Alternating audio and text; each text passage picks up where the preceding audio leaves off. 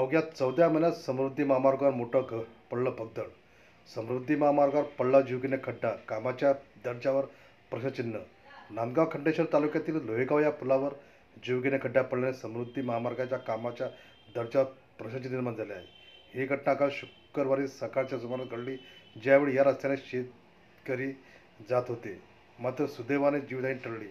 हजारो कोटी खर्च करून नागपूर मुंबई समृद्धी महामार्ग तयार करण्यात आला. हा महामार्ग सुरू होऊन जेमतेम 1 वर्ष होऊन गेलं. 120 किलोमीटर प्रति तासाच्या वेगाने जाणारी वाहनं अशा खड्ड्यात गेल्यास मोठा अपघात होण्याची शक्यता नाकारता येत नाही. यावेळी विरोधी पक्षनेते विजय वडेट्टीवार काय म्हणाले?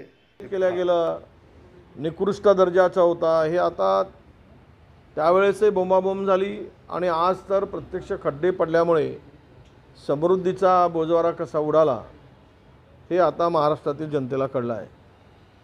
समृद्धीतून फार मोठ्या प्रमाणात कमिशन खोरी झाली.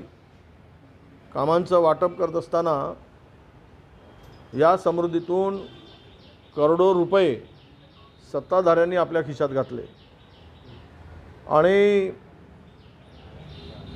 त्यामुळेच ही कामं जी झाली ती निकृष्ट दर्जाची कामं झाली. माझ्या माहितीप्रमाणे आता चारही बाजूनं गाडी खाली जाऊ नये म्हणून 700 किलोमीटरच्या रस्त्याला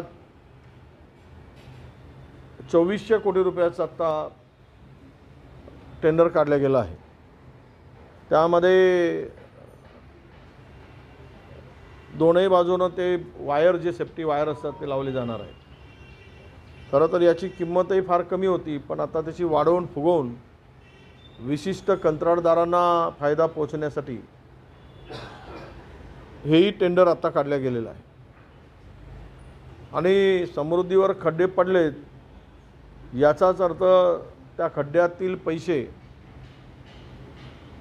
आणि त्यातून मलिदा त्या रस्त्यामधून खाल्यामुळेच त्या समृद्धीवर खड्डे पडलेत असा माझा स्पष्ट आरोप.